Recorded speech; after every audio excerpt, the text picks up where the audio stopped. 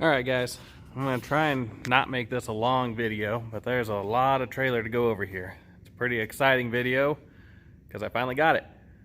You probably saw it in one of my last videos, using it actually, from Texas to here. It took about 3 months to finally get it. It was custom ordered, and I gotta say, probably can't be happier with it. So let's just get to it. This is a Gen Y hitch. You can see its rating and number and all that right there. Good for 30,000 pounds, 7,000 pound tongue weight. And we'll do a video on this some other time. But basically, more or less, the way they put it separates the trailer from the truck. And I gotta say, it actually is really nice. And then we'll get into here, into the toolboxes. If I can open it, there it goes. Grab my light real quick. See, it's a very deep toolbox. I've already moved in here. Unlike my 2018 Ironbull I had, you can see they redid the bottoms of these. That they're now a sheet of steel. It's no longer the mesh. And I'm good with that. The problem I had before was all the spray coming off of the truck when it rained or snow or whatever would, whirlwind under the trailer, and if I had straps or whatever on the bottom of this, it'd all get wet. I didn't like that much, but it was good for draining. The other thing they did is you can see how much more wider this opens. I mean, there's a ton of space here. On my other Ironbull, I had to disconnect these and so I could lay it up, which I still might do just because why not? But quite honestly, you don't have to do it. So we'll get this shut. Spare tires right up here, same as always. Nothing new there. These are the 2-speed jacks, and if you don't know what 2-speed jacks do, basically when you have it in high gear and you're cranking it around like so, it goes a lot faster. But when you have something heavy on here, or you really just want an easier ride, you put it into the low gear, and it takes damn near nothing to keep that thing turning. So it just gears it down, makes it so much easier to get after. Oh, one more other thing we'll check up here. It's the small little details. My other Ironbull had these too, but like that. Just somewhere to hook the chains when it's not in use. Love it. I'll probably put a welded basket up in this area, up front, just to get that little bit of extra space. Probably run my winch battery up there. Climb up here real quick. You can see they got the winch plate welded in here. And like I said, this is all special order, so that's not standard, but if it's something you want, order it. Or some of them, they might throw it on there, just as an option. But I got my 17.5 winch mounted up here. There it be. Fit perfect going in there. I was a little worried it wouldn't sit down in here, but it did. Put that back later. Got my tarps up here for now. I haven't decided if I'm going to keep them there or not, but it works.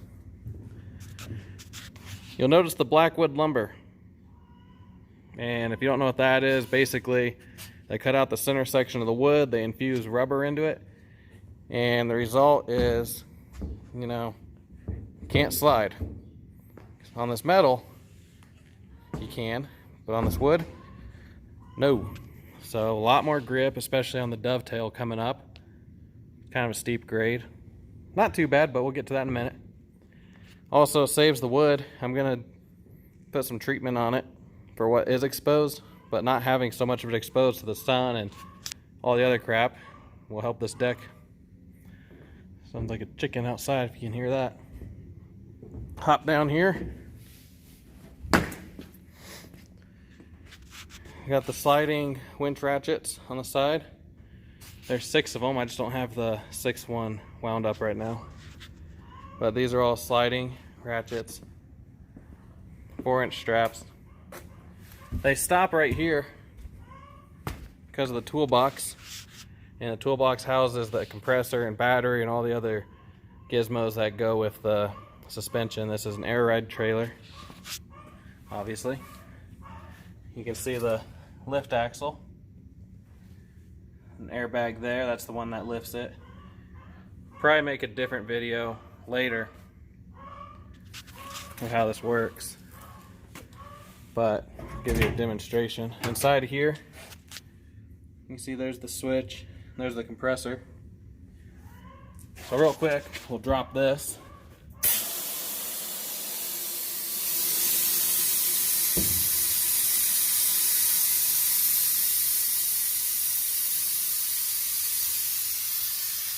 Just like so. Close that up for now. And if you flip the switch the other way, it picks the axle back up.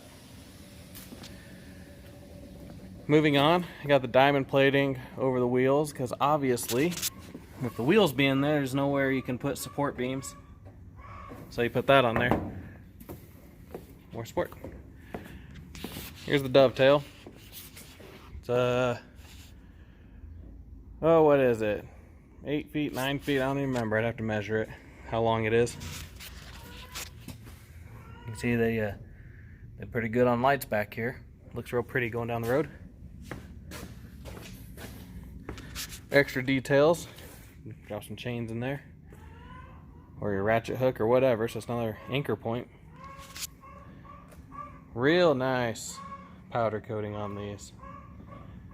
So one thing I'm very happy with is the powder coating job on here. These are Dexter 15K axles, 17.5 wheels, 16 ply tires, lowboy wheels off of a semi basically. Stuff you see on lowboy semi trailers, same thing right there. Don't anticipate any problems with them. Another thing they did is they have real mud flaps. Actual rubber mud flaps, not cheap flimsy vinyl. I like them.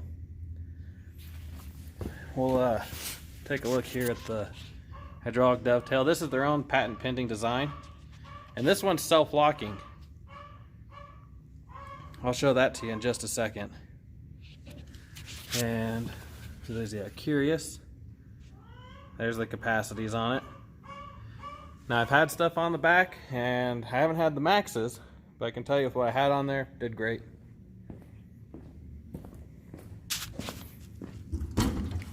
This is the toolbox. Has a battery, the pump, the reservoir, and all that in here, along with my other bags of junk. Keep a little bit of spare lube in here just in case, whether it's for me or the truck, who knows, or the trailer. Anyways, we'll take this button here. Simple operation, up, down. So we're gonna go down.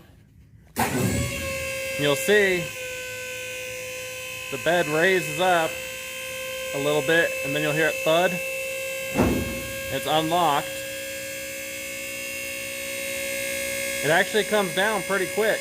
If you, I don't know how many guys you ever, or how many trailers you guys ever looked at. Some of these are just slow as molasses. This one,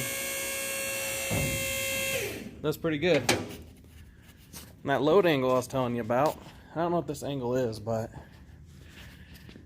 it's not that bad. You know, especially for equipment and pickups, it's not bad at all. For cars, probably be pretty steep. But if you took a couple, you know, just other ramps and set them down here on the end, you could take away a lot of that angle and you could load cars on here. I haven't done it yet, but I will. You can see it sits down here real nice. Plenty of support. It's gonna take a lot to hurt this thing. All right, let's run it up real quick. Once again, real simple. You wanna go up? We'll push the up button.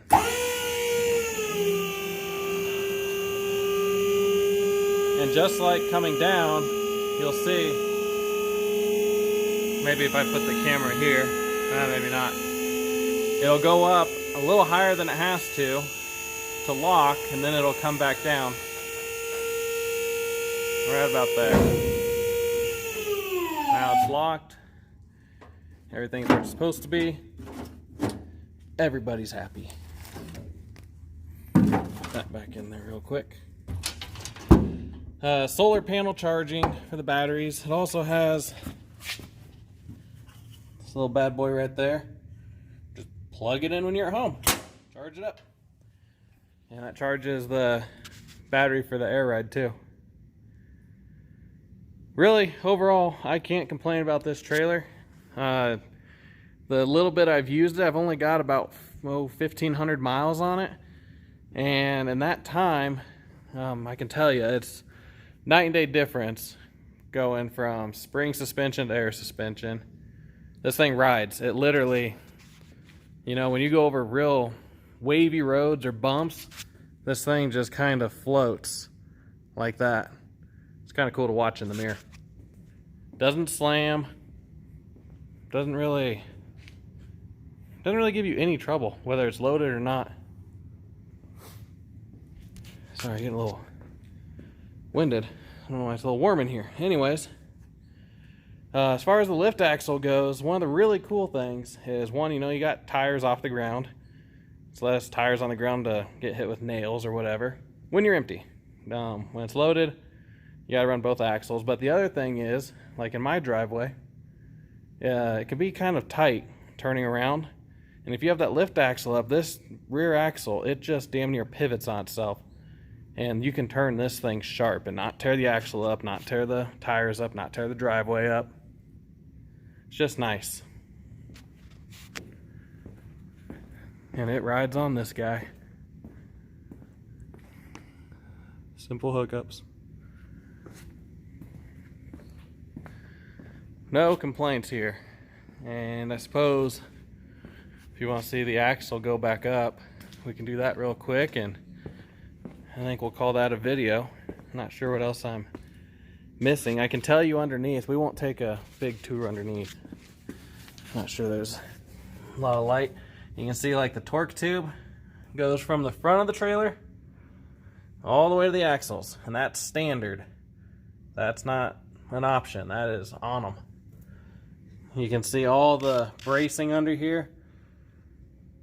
The main frame, the main I-beams is 22-pound I-beams, heavy. You know, they're not 19s, they're not 14s.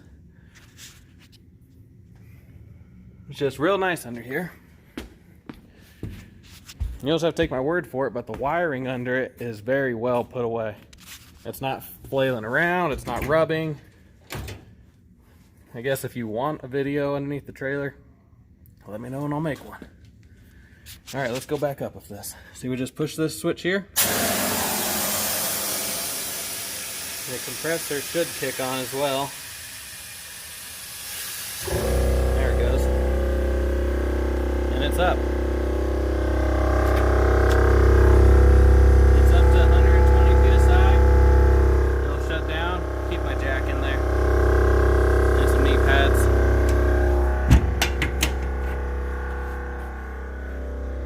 That's it, guys. Let me know what you think in the comments. We'll add a sticker because we're cool like that. Oh, and we've been already inspected. Anyways, let me know what you think of it in the comments. If you have any questions, let me know. Ironbull is made by North Star.